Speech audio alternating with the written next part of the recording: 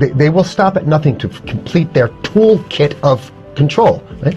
So one of the things that has been missing from the toolkit of total control has been quarantines and curfews, right? So now, welcome to the new world in America, where you will be able to get on a bus, to go through a subway station. If you think that the procedures at the TSA are onerous and a little bit excessive, right?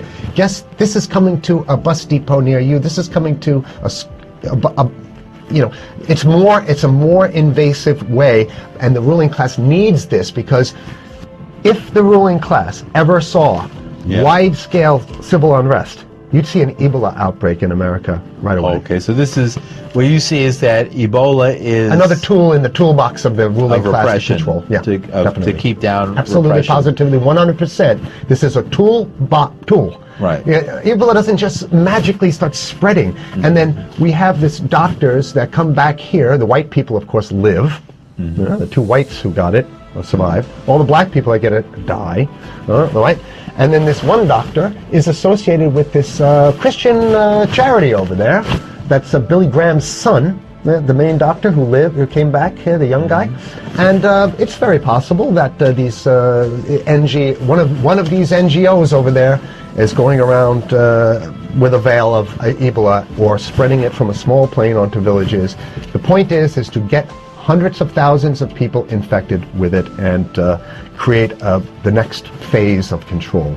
Now, one of the things I'd like to show to back up my my claims here. Here's a document from the Rockefeller Foundation. Rockefeller Foundation, right there. You can zoom in on that, where my finger is. It's called Scenarios for the Future of Development and International Development, the Rockefeller Foundation. All right? Okay, let's take a look at what they're saying here. This is something like a 50, 60-page document. I'd like you to go to page 18, if you can look at this up on the internet, but I'll read it off to you. It's called lockstep, lockstep. And this is a phrase that I used right after 2001, when I saw the entire system of the United States, including the population, were in lockstep.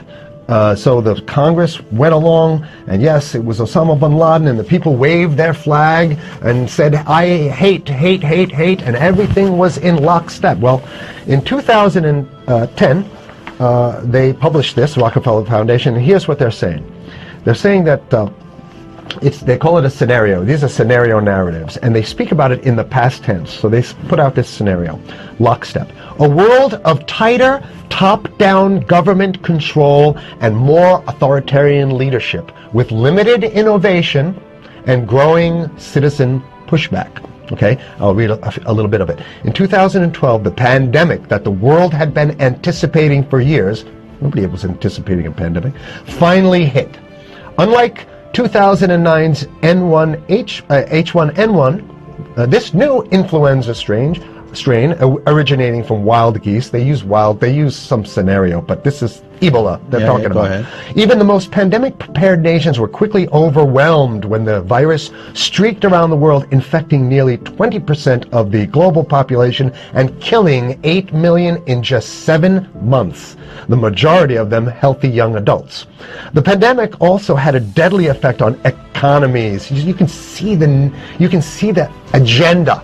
Just naked, raw, naked control agenda written down, and it's anybody's guess how this becomes effectuated in real life. So whether this is written specifically as marching orders, or whether people take it upon themselves in the intelligence networks to say, okay, well, this has been produced, so this is the plan here. But these narratives have to be written in advance, because the intelligence agencies don't know how to do these narratives. They need help. So these think tanks, they come up with these, like Rand Corporation, Rockefeller Foundation.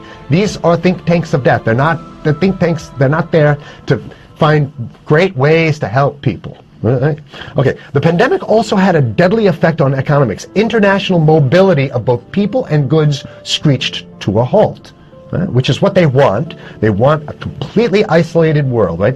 Debilitating industries like tourism and breaking global supply chains. Well, of course they want tourism. They want you stopped because they're not in the tourism business, and they want you at home in your house in front of the TV. Then they got you, because once you watch the TV, they own your soul.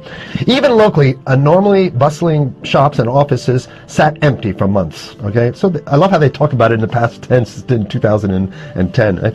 The pandemic blanketed the planet, though disproportionate numbers in Africa died.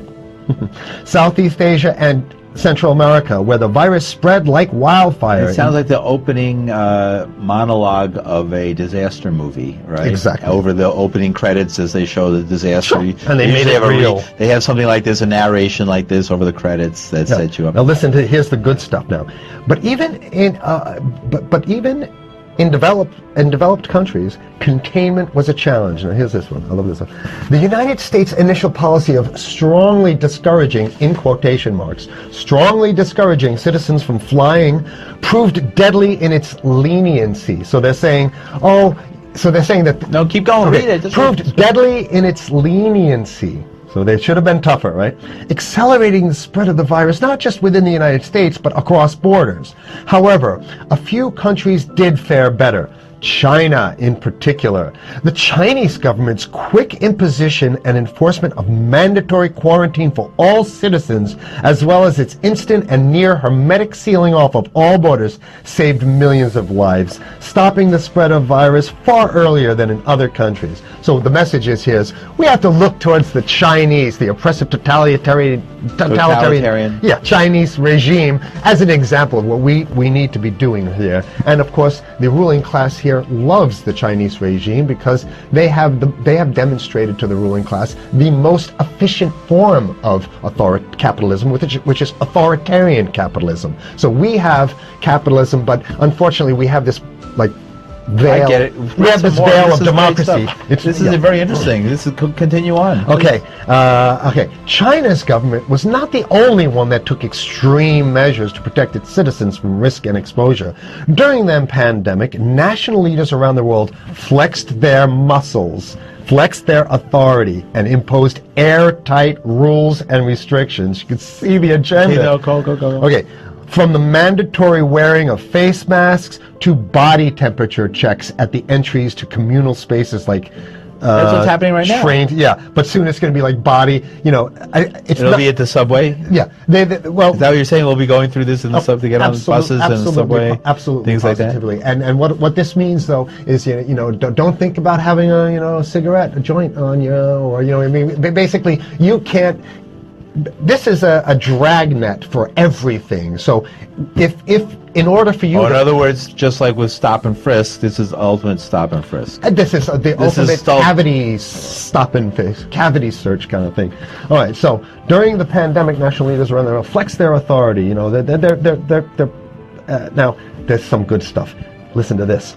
And even supermarkets, they want body checks at supermarkets. Okay, so basically what they're saying is they're building a system where every move you make, you got to go through them. You can't get food. What happens if you go to the farmer's market? Right. Here's the good stuff now. I mean, it just keeps getting better.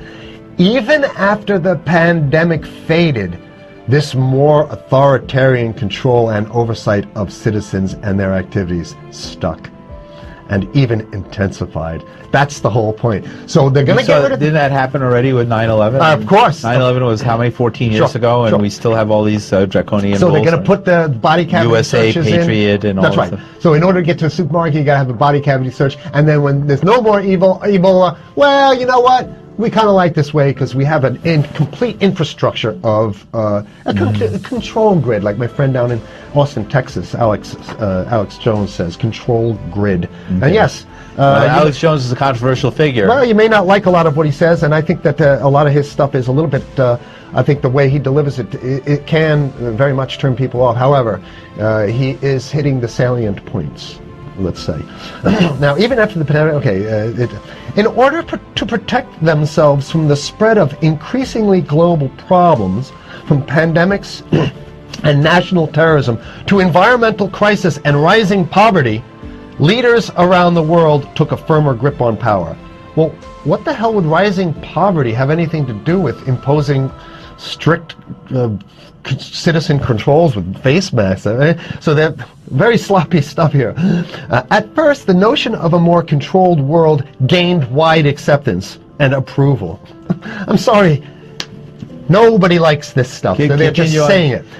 No, I have to provide analysis. Only because we only have 5 minutes left, so that's Oh my God, okay. Citizens willingly gave up some of their sovereignty and their privacy to more paternalistic states in exchange for greater safety and stability. I mean, that's just a complete naked contradiction to the famous saying that if you think you're going to give up a little bit of your security, I mean, if you're going to give up your freedom for security, you're going to get neither. That's the long-standing thing. And here what they're doing is they're not even ashamed or embarrassed to absolutely say the exact opposite. They're saying, yes, we all want to give up our privacy and sovereignty for more stability and security and stability. So you don't get that. When you give it up like that, you get the shaft. That's it. Okay. We have the National Security Memorandum of December 10th, 1974. This is Henry Kissinger's brainchild. The National Security Memorandum number 200. You can look that up on your internet. I'll summarize it. He says that there's too many people, we got to get rid of the population. So to answer your question. Oh, from earlier. Yeah, he says, he used the word depopulation, which is different. Depopulation means killing people that already exist, and it's to get the minerals.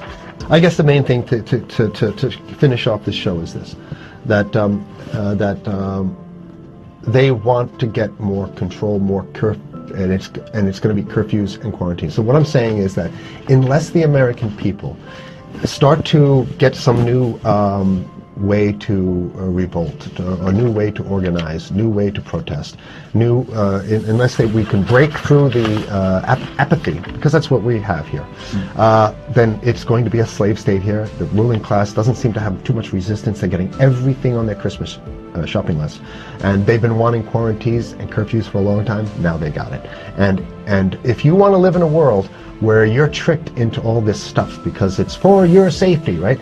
And if you want to have a probe and make sure you got to check your pockets, make sure you don't have anything incriminating on you before you go out, and when you step out of your house, you want some police there to monitor and see what you're doing. If that's the world you want to live in, be apathetic, don't do anything. You're going to get that world very soon. It's coming your way, definitely. Mm-hmm. Yeah.